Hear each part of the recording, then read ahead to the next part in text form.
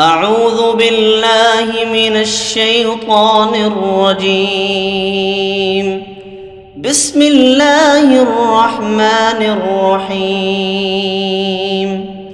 لا أقسم بهذا البلد وأنت حل بهذا البلد ووالد وما ولد لقد خلقنا الإنسان في كبد أيحسب أن لن يقدر عليه أحد يقول أهلكت مالا لبدا أيحسب أن لم يره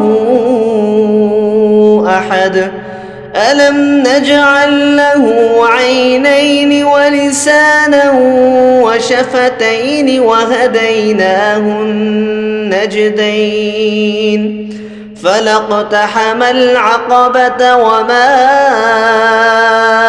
أدراك ما العقبة فك رقبة أو إطعام في يوم ذي مسغبة يتيما ذا مقربة أو مسكينا ذا متربة ثم كان من الذين آمنوا وتواصوا بالصبر وتواصوا بالمرحمة أولئك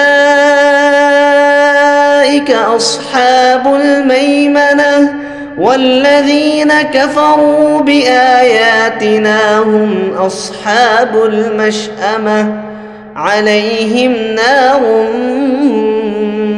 مؤصدة.